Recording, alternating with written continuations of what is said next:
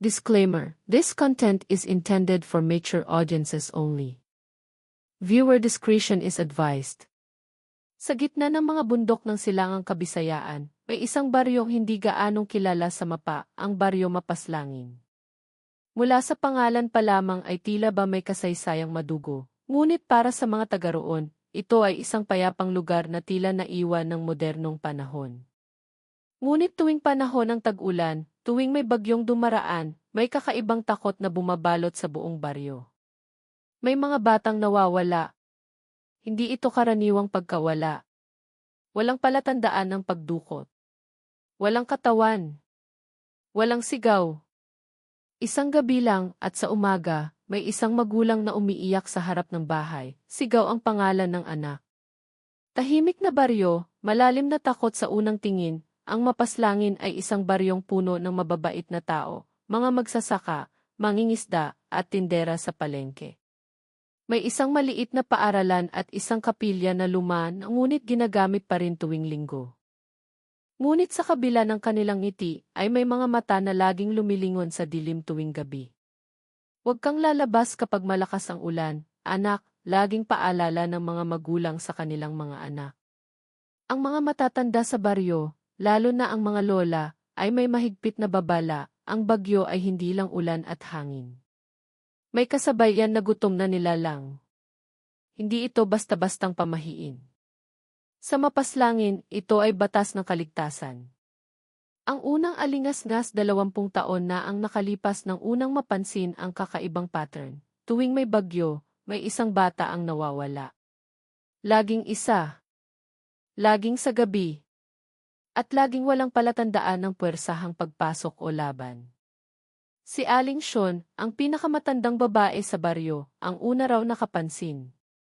Napansin ko, tuwing may bumabagyo, may ilaw sa gubat at kinabukasan, may iyakan. Pinilit niyang sabihin ito noon sa barangay captain, ngunit hindi siya pinaniwalaan. Sabi ng kapitan, baka raw may masamang loob, baka drug addict, o baka pag-alagala lang ang bata. Ngunit si Aling Sean ay may kutob, at sa kanyang edad, alam niyang hindi lang basta tao ang gumagalaw sa likod ng ulan. Lihim na itinatago ng lupa ang baryo ay napapalibutan ng kagubatan, ang tinatawag nilang gubat ng kalilim. Ayon sa alamat, ito raw ay dating pinamugara ng mga nilalang ng dilim, mga aswang, tikbalang, manananggal at engkanto. Ngunit sa pagdaan ng panahon at dahil sa pagtayo ng paaralan at kapilya, naitaboy raw sila. Pero sa tuwing bumabagyo, parang bumabalik ang anino ng lumang paniniwala. May ilang residente na nagsasabi na nakakakita raw sila ng mga aninong gumagapang sa bubong, o mga matang pula na nakasilip sa bintana sa 10 oras ng gabi. Pero lahat ng ito ay binabaliwala, takot ang mga tao na tanggapin na baka totoo nga ang kinatatakutan nila. Pagsisimula ng katahimikan sa harap ng lahat ng ito, pinipilit ng mga tao na maging normal ang buhay. Nagpapakasal, nagtatanim, nagkakapitbahay. Ngunit tuwing panahon ng bagyo, ang buong baryo ay parang naglalakbay sa dilim. May curfew. May dasal. May kandila sa bawat bintana. Isang samahang lihim ang itinatag ng ilang matatanda, ang tinatawag nilang ibantay sigwa, na binubuo ng mga lalaking may edad at paniniwala sa lumang agimat. Sila raw ang nagbabantay sa gabi ng bagyo, may dalang buntot pagi, bawang at langis na itim. Ngunit sa kabila ng kanilang pagbabantay, may nawawala pa rin. Mga kwento ng nawawala si Elia, 7 taong gulang, ang huling bata na nawala bago nagsimula ang kasalukuyang istorya. Isang mahinhing bata na mahilig sa mga paru-paro. Ayon sa nanay niya, natulog siyang mahimbing sa gabi.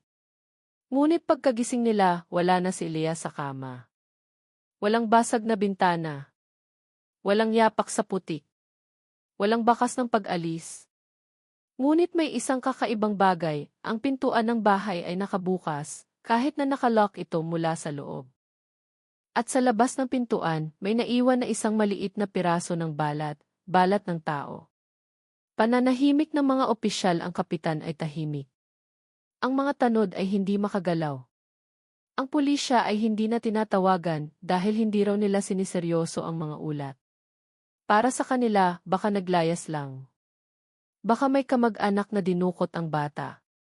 Wala silang pakialam sa kwento ng mga aswang. Ngunit para sa mga taga-baryo, alam nilang mayroong mas malalim. Isang luma at makalumang kasunduan na hindi basta nababali. Ang simula ng pagbubunyag ngayon, may panibagong bagyong parating.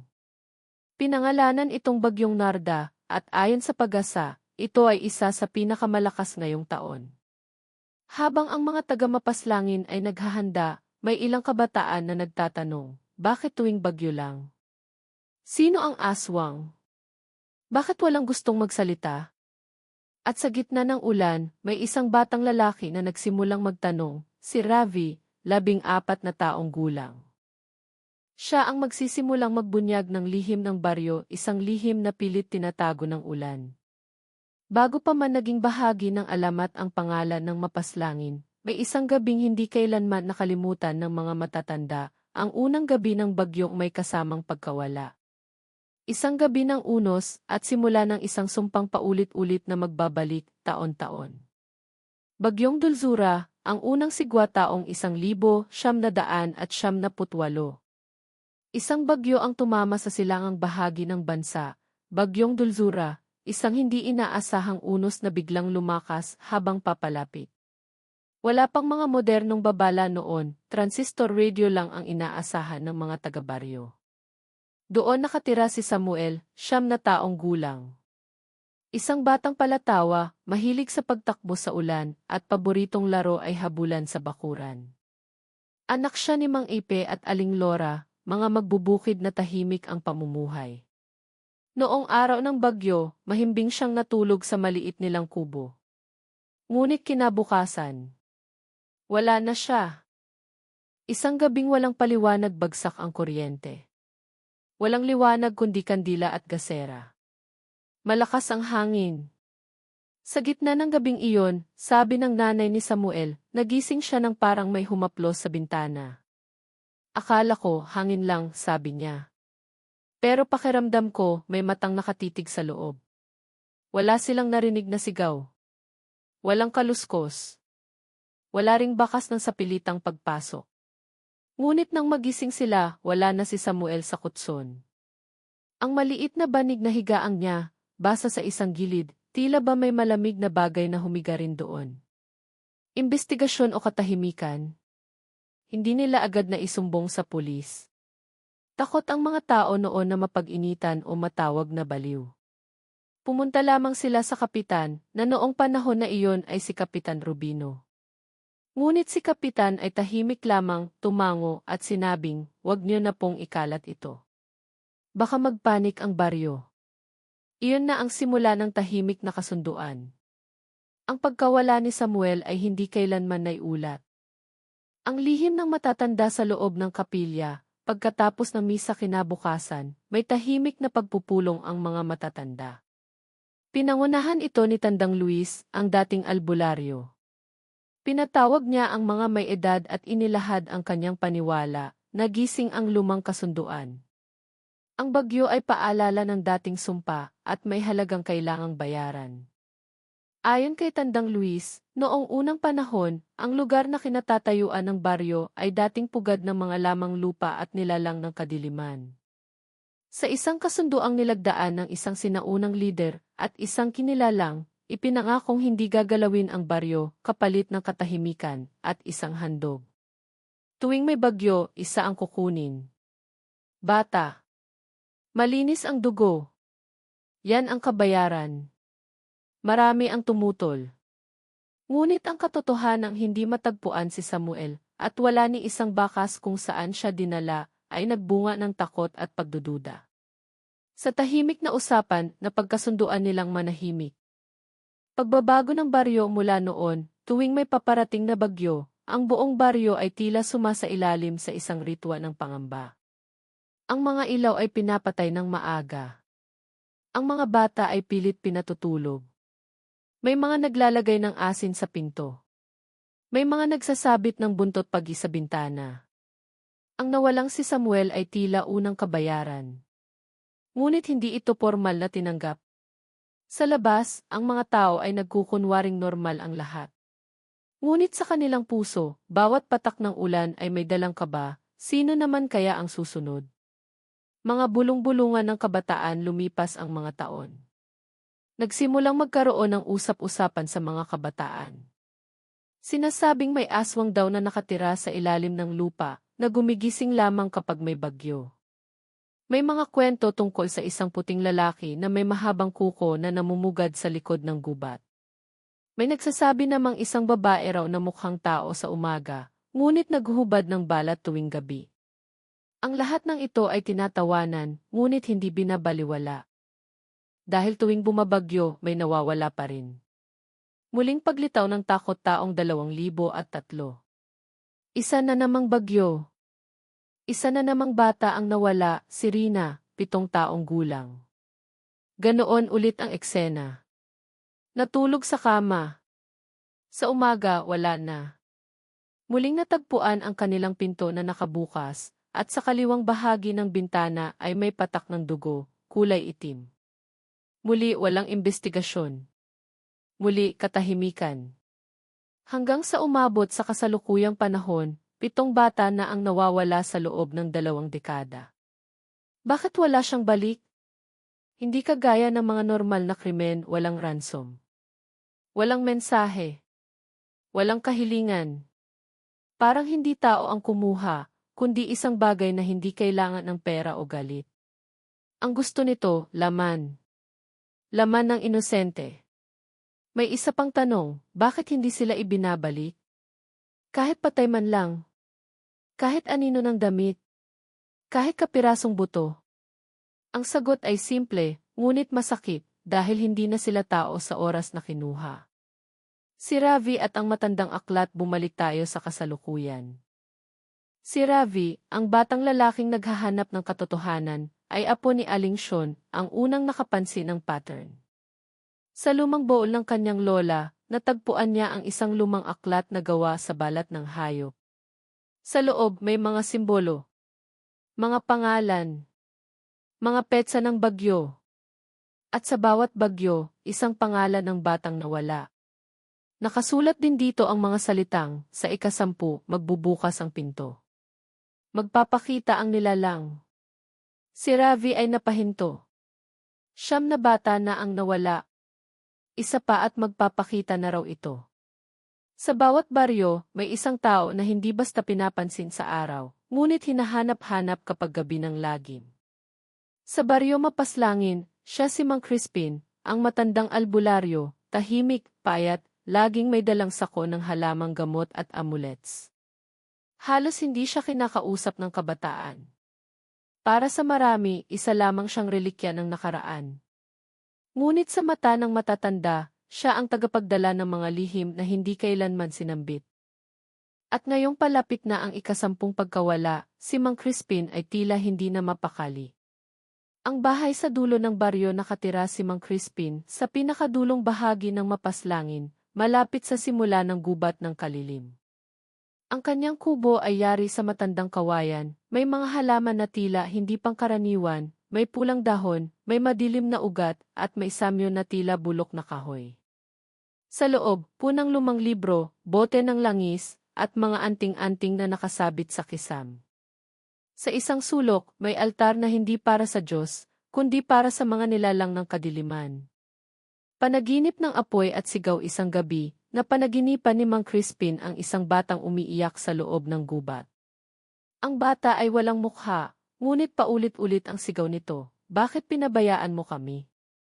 Sa panaginip, nakatayo siya sa tabi ng isang malaking puno, at mula sa anino nito, lumitaw ang isang nilalang, kulay abo ang balat, matulis ang ngipin, at ang mga mata ay pula, parang nag-aapoy. Ito ang tinatawag niya sa lumang salita bilang itagasundo ng ulap, isang aswang na hindi basta kumakain ng laman, kundi kumukuha ng kaluluwa. Pagkagising niya, may bakas ng putik ang sahig ng kanyang kubo. At sa gitna ng altar, isang tuyong bulaklak na galing sa kagubatan. Alam niyang palapit na ito. Ang dating kasunduan bilang albularyo, si Mang Crispin ay hindi lang manggagamot.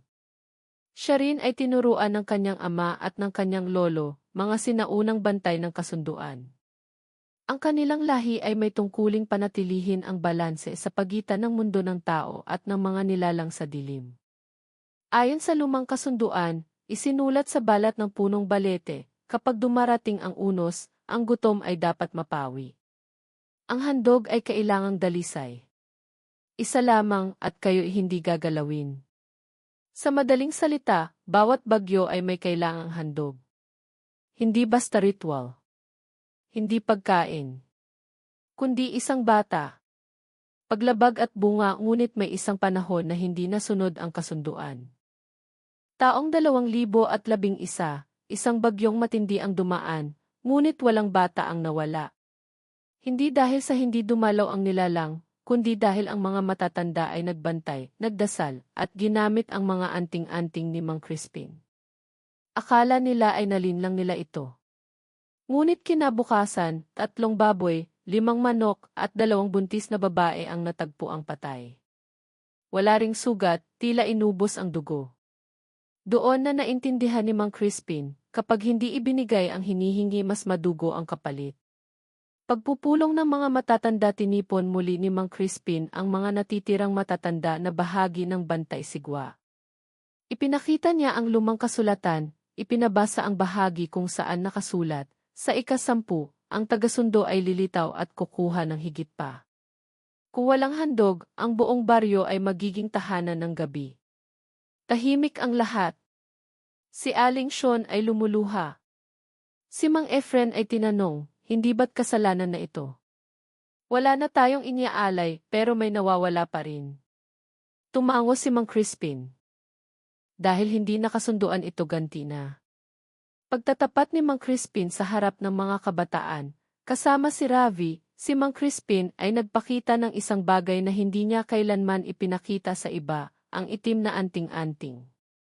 Isa itong bato, makintab at itim, hugis puso, at lumalabas lamang ang liwanag nito kapag bumabagyo. Ang bato na ito, ani Crispin, ay galing mismo sa nilalang. Ito ang palatandaan ng kasunduan. Habang kumikislap ito, nandito siya. Kapag tumigil ang kislap, umalis na siya. O tapos na ang handog. Tinanong ni Ravi, bakit hindi na lang sirain ang bato? Ngunit ang sagot ni Crispin ay malamig, kapag sinira mo ang kasunduan hindi lang isa ang kukunin. Lahat tayo kasama. Ang lihim na itinatago niya hindi alam ng lahat, ngunit si Mang Crispin ay minsan nang nagkasala. Taong 1978, ang taon ng unang pagkawala, siya sana ang inatasang magbantay sa altar ng gubat at gumawa ng ritual para iwasan ang sakripisyo. Ngunit natulog siya dahil sa matinding lagnat. Wala siyang naisalbang bata. Kaya mula noon, ang bawat batang nawawala ay tila isang multo ng kanyang kasalanan. Ang halik ng bagyo ngayon, palapit na ang bagyong Narda. Muling kumikislap ang itim na anting-anting. At sa panaginip ni Mang Crispin, nakita niyang muli ang batang walang mukha. Ngunit ngayon, may hawak na itong itak. At ang sigaw nito, hindi lang isa ang kukuha ko. Sa silangan ng baryo mapaslangin, lampas sa mga taniman at liblib na daan, matatagpuan ang isang lugar na bihirang pasukin ng tao, ang gubat ng kalilim. Makapal ang mga pun at laging basa ang lupa kahit tag-araw. Ayon sa matatanda, dito raw unang lumitaw ang nilalang na bumibiktima tuwing may bagyo. Para sa ilan, ito'y simpleng kagubatan, para sa mga nakakaalam, ito ang pintuan ng mundong hindi dapat ginagalaw. Ngayon, sa paglapit ng ika-10 bagyo, napilitan si Ravi, si Mang Crispin, at ilang kabataang taga-baryo na pasukin ang gubat, upang tuklasin ang pinagmulan ng sumpa at baka, ang paraan para putulin ito. Unang apak sa kadiliman, hindi madaling pasukin ang gubat ng kalilim. Masangsang ang amoy, amoy burak, amoy dugo, amoy nahukay na libingan. Bawat hakbang ay parang hinihigop ng lupa. Ang mga dahon ay madidilim ang kulay at may mga pun na tila may mukha. Si Ravi ay may dalang flashlight at kutsilyo. Si Mang Crispin naman ay may asin, buntot pagi at antigong dasal na Latin. Bawat hakbang dito, babala ni Crispin, ay hakbang sa pagitan ng buhay at espiritu. Kung mahina ang loob mo, hihilahin ka nito. Ang unang babala, punong balete lumipas ang halos 1 oras, hanggang narating nila ang punong balete, halos 2 palapag ang taas, at ang mga ugat ay tila bumabalot sa isang bagay. Paglapit nila, natuklasan nilang sa gitna ng ugat ay may butong maliit ng bata. Isa ito sa mga nawala, bulong ni Crispin. Ginawang ugat ng gubat ang kanyang katawan. Lalong namutla si Ravi. Hindi lang pala pinapatay ng nilalang, ginagawang bahagi ng gubat ang mga biktima. Mga mata sa kadiliman habang papalalim sa gubat, naramdaman nilang may sumusunod. Hindi tao. Hindi hayop. Minsan ay may kaluskos.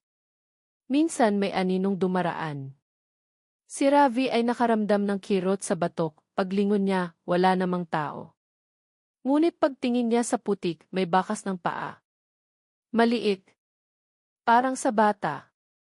Hindi ito basta gubat, sabi ni Crispin. Ito ang templo ng nilalang. At ang mga nawawalang bata hindi sila umaalis dito. Ang sumpang dambana sa gitna ng gubat, narating nila ang lumang dambana, yari sa batong itim at luma. May mga ukit ng simbolo, bilog, mata, bituin, at isang batang may pakpak na itim. Sa harap ng dambana ay isang hukay, at sa loob nito ay may mga butot bungo ng bata. Sa mga ukit ay may salitang lumang Tagalog, sa bawat unos, isusumpa ang hininga ng ina. Isusumpa ang dugo ng walang laban. At sa ika-10, muling isisilang ang nilalang sa laman ng tao. Lalong lumamig ang paligid. Ang alingaw ng mga bata habang sila ay nakatigil sa dambana, biglang may narinig si Ravi, mga boses ng bata. Mahina. Nanginginig. Kuya Ravi, tulungan mo kami, kuya, giniginaw kami, napalingon siya. Sa tabi ng mga pun, may aninong tila mga bata, putla, may luha sa mata, at may butas ang dibdib, tila wala ng puso. Napaatras si Ravi. Sabi ni Crispin, huwag kang makipag-usap sa kanila. Hindi na sila buo. Pero isa sa mga anino, si Samuel, ang batang unang nawala, ay lumapit kay Ravi. Isa ka sa amin, dumaan ka na sa ritual. Pagbubunyag ng katotohanan na bigla si Ravi. Ano nang ibig mong sabihin, tanong niya. Ngunit si Mang Crispin ang sumagot, dahil ikaw, Ravi, ay ipinaglihi habang may bagyo. Ang dugo mo ay bahagi ng kasunduan. Kaya ka nakakakita sa kanila. Namutla si Ravi. Naalala niya, tuwing umuulan, laging sinasabi ng lola niya, huwag kang lumabas, baka matawag ang dugo mo. Akala niya noon ay pabirong pananakot lang iyon. Ngunit ngayon, malinaw, si Ravi ay hindi lang saksi, bahagi siya ng ritual. Ang paanyaya ng nilalang biglang lumamig ang hangin. Tumigil ang oras. At mula sa dambana ay lumitaw ang nilalang, hindi ganap na tao, hindi ganap na hayop. May balat na parang abo, may pakpak na manipis, at mga mata na dilaw na umiilaw. Ang bibig nito ay parang punit na labi. Isa pa at ako'y mabubuod, sabi nito. Ang boses ay parang sipol ng hangin at iyak ng sanggol. Lumapit ito kay Ravi. Dugo mo ang panghuling selyo. Desisyon ni Ravi, lumingon si Ravi kay Mang Crispin. Pwede ba nating putulin to? Tapusin? Wag na may mawala. Tahimik si Crispin. Ngunit sa huli, inabot niya ang asul na anting-anting na galing sa kanyang lolo. Kung ilalapit mo ito sa puso mo, at isusumpa mo ang sarili mo sa halip na bata, maari kang maging tagapagsara ng pintong ito. Pero kapalit hindi ka na magiging ganap na tao. Hindi ka na makakauwi. Tahimik si Ravi. Hawak ang anting-anting. Tumitig siya sa nilalang. At sinabi, tama na. Ako na. Nasa gitna ng gubat si Ravi, hawak ang asul na anting-anting ni Mang Crispin, nakatayo sa harap ng nilalang na matagal nang nananahan sa dilim, ang tagasundo ng ulap. Sa kanyang paligid, mga anino ng batang nawawala, mga espiritong palutang-lutang na tila naghihintay ng kalayaan. Sa kanyang harapan, ang dambanang itim na puno ng mga buto at lihim. Ang hangin ay tumigil. Ang gubat ay tila huminto sa paghinga. Lahat ay nakatingin kay Ravi. Ang sumpang pagsumpa, tandaan mo, bulong ni Mang Crispin mula sa likuran, kapag sinabi mong ako ang alay, hindi na ito mababawi. Magiging ikaw ang susi. Ang buhay mo magiging kandado sa pinto ng dilim. Ngunit si Ravi ay hindi umatras. Tumingala siya sa madilim na langit, hawak ang anting-anting sa kanyang dibdib, at buo ang loob na sumambit ng panata, ako ang magiging huling handog. Sa ngalan ng mga nawala, ng mga nabuhay sa takot, at ng mga batang di na umuwi, ako ang susi, ako ang hangganan. Ang pagyakap ng kadiliman mula sa mga ugat ng lupa, lumitaw ang liwanag na asul, bumalot sa katawan ni Ravi. Naramdaman niyang parang hinihigop ng lupa ang kanyang mga paa. Ang kanyang balat ay unti-unting giniginaw, tila inaangkin ng malamig na anino. Ang nilalang ay gumiti, unang beses na nakita ng tao ang ganoong ekspresyon mula sa kanya.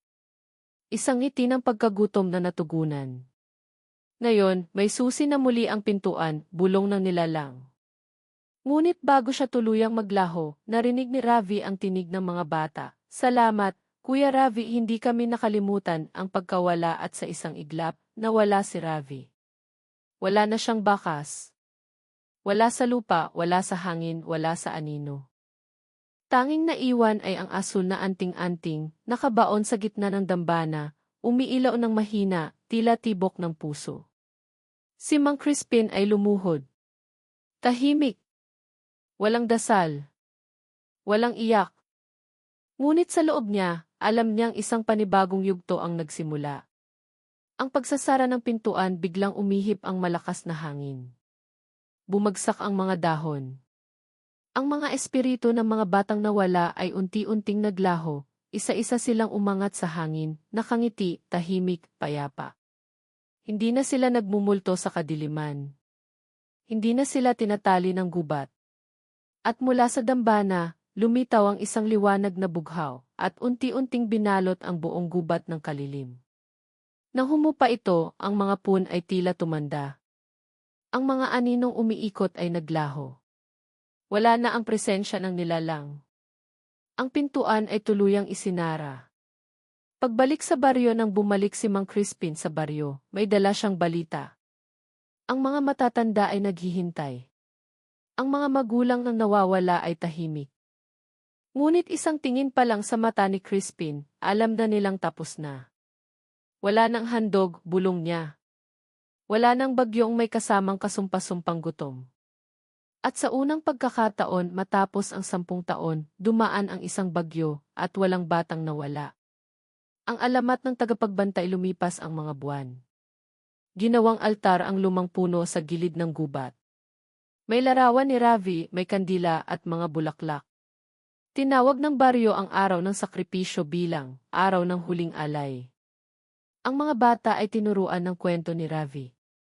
Hindi bilang biktima, kundi bilang tagapagligtas.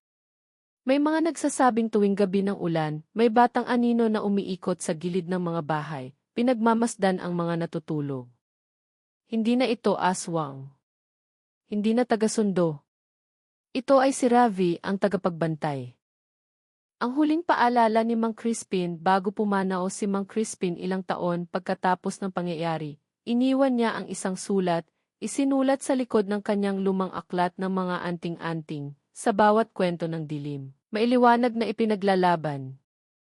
Hindi sa bawat nilalang sa kadiliman ay masama, at hindi sa lahat ng tao ay handang magsakripisyo.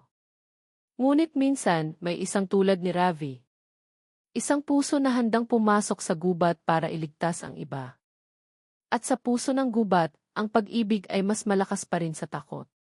Lumipas ang 7 taon mula nang isinakripisyo ni Ravi ang kanyang sarili upang isara ang pintuan ng dilim. Sa baryo Mapaslangin, muling naging tahimik ang buhay. Wala nang mga batang nawawala tuwing may bagyo. Wala na ring mga multong umiikot sa mga bubong at bakuran. Ngunit gaya ng lahat ng kwento, may mga lihim na hindi natutulog ng habang buhay. Ang hindi naipong luha ng ina si Aling Delia, ina ng isa sa mga batang nawala noon, si Samuel, ay hindi kailanman naka-move on, araw-araw pa rin siyang nag-aalay ng kandila. Araw-araw niyang kinakausap ang hangin. Isang araw ng tag-ulan, habang siya'y nagdarasal sa altar ni Ravi, isang kakaibang tinig ang narinig niya. Hindi pa tapos ang kwento, inaigi ang tinig ay hindi ganap na kay Samuel. Hindi rin ganap na bata.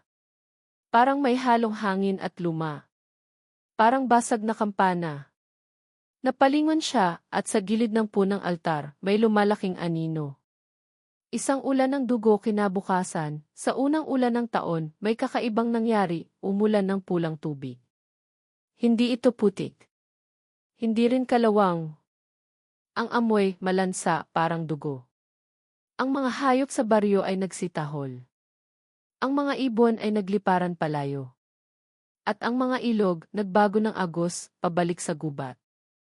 Muling naalala ng mga matatanda ang babala. Kapag ang ulan ay hindi na malinaw, ang bagong nilalang ay magpapakita. Ang bata sa balon sa isang liblib na bahagi ng baryo, may batang babae na nagngangalang Mika. Siya ay 7 lamang, tahimik at mahilig mag-isa.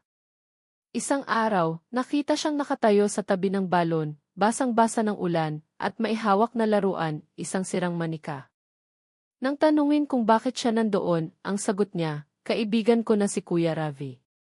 Sabi niya, may bago raw na ayaw sa liwanag. At hindi siya mag-isa. Biglang lumamig ang paligid. Mula sa balon may umungol. Ang mga palatandaan mula noon, sunod-sunod ang mga kakaibang pangyayari, may mga ibong nahuhulog na patay kahit walang sugat.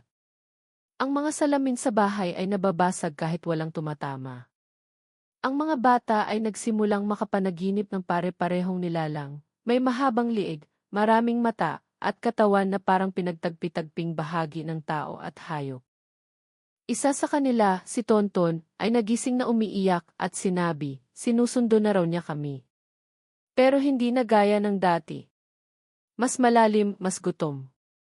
At ang pangalan niya ay Tagapagmana.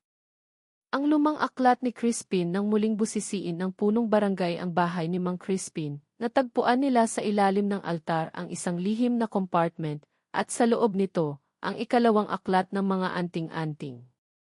Sa huling pahina nito ay nakasulat, isang nilalang ang tinawag upang isara ang pinto. Ngunit sa bawat pagsara, may bagong landas na nililikha. Ang nilalang ay hindi na aswang. Hindi rin espiritu. Siya ay pagsasama ng puot ng mga nawala at ng luha ng mga naiwan. Siya ang tagapagmana. At ang kanyang layunin ay hindi lang kumain, kundi gumising sa mga bata ng bagong uri. Muling pagtawid sa gubat ng kalilim dahil sa lumalalang mga palatandaan, napilitan ang bagong henerasyon ng mga tagapangalaga ng baryo, kasama si Mika, si Aling Delia at si Isko, ang apo ni Mang Crispin, na bumalik sa gubat ng kalilim. Ngunit pagpasok nila, napansin nilang hindi na ito kagaya ng dati. Hindi na ito madilim kundi pula. Ang mga puno ay parang buhay. Ang lupa ay basa ng parang dugo. At ang dambana, sira na.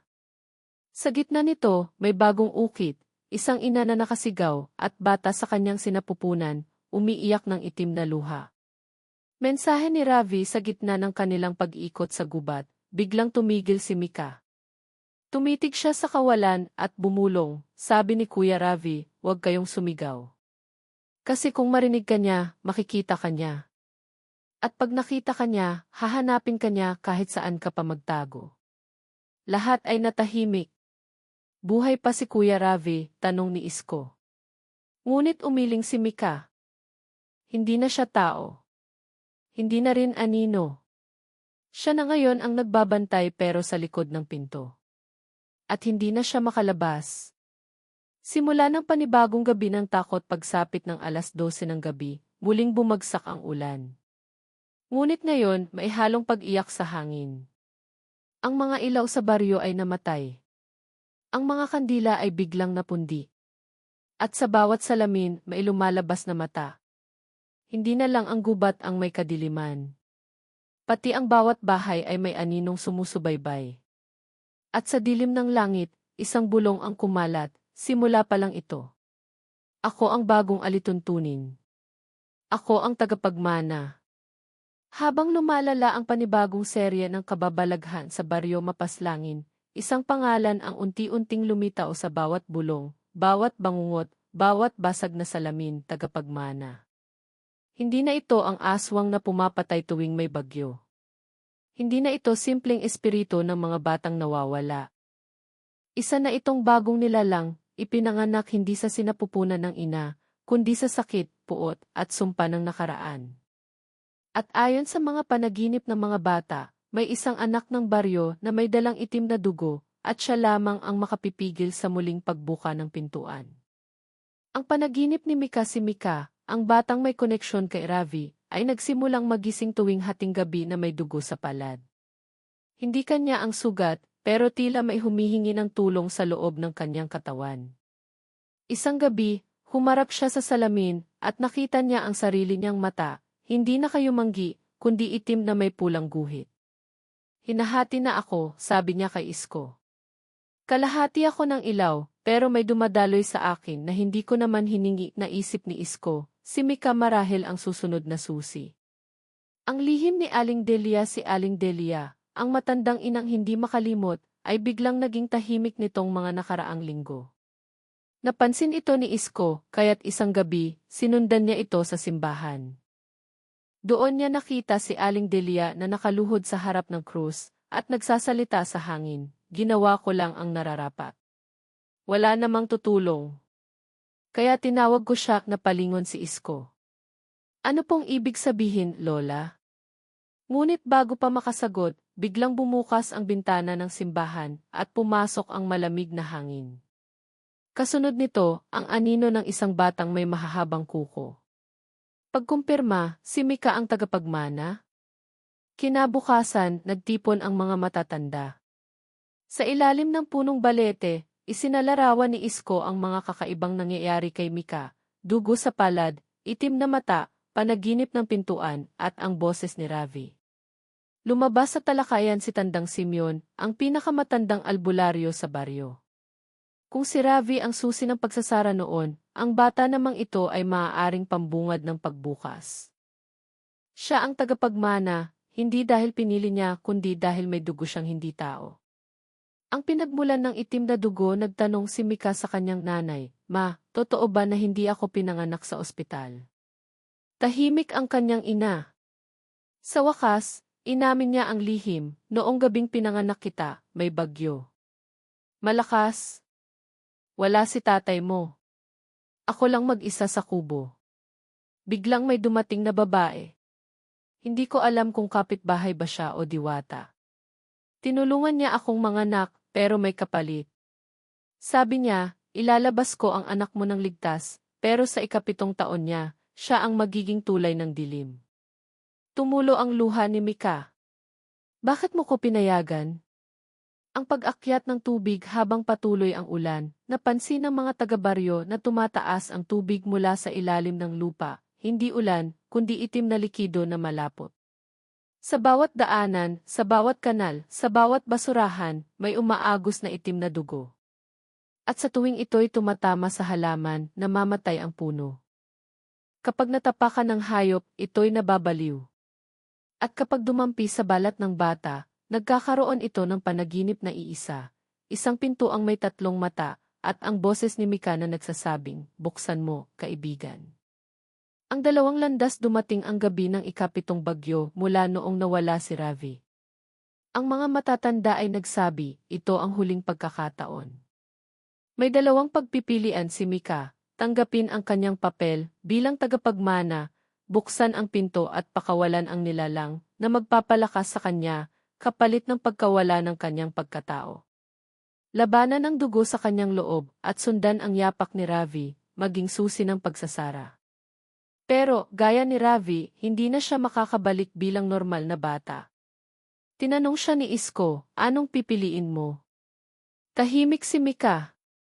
"Pipiliin ko ang hindi nila inaasahan, ang huling paghahanda sa lumang altar ng gubat, muling nabuo ang dambana. Ngunit hindi ito tulad ng dati. Ngayon, may 2 hukay, isa para sa alay at isa para sa tipintuan." Dumating si Mika sa gitna, hawak ang luma ng anting-anting ni Ravi, at ang sirang manika mula sa balon. Lumingon siya sa paligid at sa huling pagkakataon, sinabi, kung ang puso ko ay maihalong dilim, ituturo ko ito sa liwanag. Hindi ako susuko, hindi ako magiging nilalang. Ako si Mika, anak ng baryo. Hindi nila ako ari-arian. Ako ang magiging pintuan na isasara magpakailanman. Ang ikapitong bagyo ay dumating na parang sigaw ng langit, malakas, galit at puno ng panibagong delubyo. Ang baryo ay nilamon ng dilim at ang tubig ay umapaw, hindi na ulan kundi tila itim na dugo ng mga kaluluwang hindi nakatawid. Ngunit sa gitna ng kaguluhan, may isang liwanag, isang batang babae na ang puso ay hati, ngunit ang loob ay buo. Si Mika, ang tagapagmana na piniling tumalikod sa dilim upang iligtas ang mundong minsan na niyang kinamuhian. Ang pagsisimula ng ritual sa gitna ng gubat ng kalilim, muling binuhay ni Mika ang dambana ng alay. Kasama niya si Isko, ang apo ni Mang Crispin, at si Aling Delia, na ngayon ay tuluyang umamin sa kanyang kasalanan. Ako ang tumawag sa tagapagmana noon, sabi ni Aling Delia, habang hawak ang kanyang rosaryo. Dahil akala ko, mas makatarungan ang dilim kaysa sa Diyos na nanahimik habang nawawala ang mga anak namin. Pero mali ako. Tiningnan siya ni Mika. Pwede ka pa rin tumulong. Ang aninong bumangon sa gitna ng ritual habang sinisimula ni Mika ang dasal ng pagpigil. Isang anino ang bumangon sa likod ng dambana. Hindi ito si Ravi, ngunit halos pareho ng porma. Ito ay mas mataas, mas payat, at mas mahaba ang mga daliri. Ang balat nito ay parang basang abo, at sa noo nito ay may tatlong mata, isang nakapikit, isa'y pula, at ang pangatlo ay itim na kumikislap. Ikaw ang tulay ko, Mika, bulong nito. Buksan mo ako. Yakapin mo ang lakas. Tayong dalawa ang bagong daigdig. Pero hindi umiyak si Mika. Hindi siya nanginig. Ang mga mata niya ay kumislap ng bughaw, kulay ng anting-anting ni Ravi. Kung ikaw ang kinabukasan, pipiliin ko ang wakas. Ang pakikipaglaban ng kaluluwa habang binibigkas ni Mika ang mga sinaunang salita mula sa aklat ni Mang Crispin, nagsimula ang kalangitan na gumalaw, hindi na ulan, kundi liwanag at anino ang bumagsak. Labanan ito hindi ng katawan kundi ng loob. Ang anino ay pumasok sa katawan ni Mika. Sa kanyang isip, nakita niya ang daan-daang imahe ng galit, takot, at pagkagutom, lahat ng hinanakit ng mga batang nawala. Hayaan mo kaming mabuhay sa iyo, bulong ng mga boses. Pero mula sa puso ni Mika, lumitaw ang tinig ni Ravi. Ang tunay na sakripisyo ay hindi ang pagkatalo sa dilim kundi ang pagtanggap na hindi mo sila maililigtas lahat, pero hindi mo pa rin susukuan ang liwanag. Ang pintuang lumamon sa dambana, bumukas ang lupa. Isang malawak na pinto na gawa sa buto at ugat ang umangat. Mula rito, sumisilip ang mga mata ng iba't ibang nilalang, aswang, tikbalang, lamang lupa, at mga kaluluwang gutom. Ang anino ay tumawa. Nandito na kami. Wala ka nang magagawa. Ngunit nilapitan ito ni Mika. Sa kanyang palad, bumuo siya ng simbolo ng pagpigil, hugis bituin na may mata sa gitna, at saka isinilid ang kanyang kamay sa dibdib ng nilalang. Isang hiyaw ang lumabas at ang lupa ay lumindol. Ang pagsasara ang pintuan ay nagsimulang magsara. Isa-isang bumalik ang mga nilalang sa kanilang mundo, sumisigaw, humihingi ng isa pang pagkakataon. Ngunit ang dambana ay nagsimulang lumiwanag at ang pintuan, tuluyang isinara ni Mika gamit ang kanyang huling tibok. Ang katawan ni Mika ay umangat sa ere, at mula sa kanyang puso ay lumabas ang itim na usok, sumama ito sa pintuan habang ito'y tuluyang bumabagsak. At sa huling sandali, nakita siya ni Isko. Ngumiti si Mika. Hindi ako magiging nilalang nila.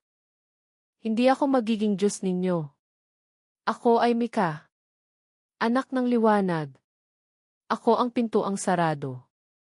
Boom! Lumikha ng liwanag ang buong gubat at ang bagyo ay tumigil. Pagkatapos ng lahat kinabukasan, sumikat ang araw na walang bahid ng anino. Ang tubig ay bumalik sa linaw. Ang mga salamin ay muling naging ordinaryo. At ang mga bata wala ng bangungot. Sa gitna ng gubat, ang dambana ay nawala. Tanging isang puno na hugis babae ang naiwan, may mga bulaklak na bughaw sa sanga, at tila ilaging nakatingala sa araw.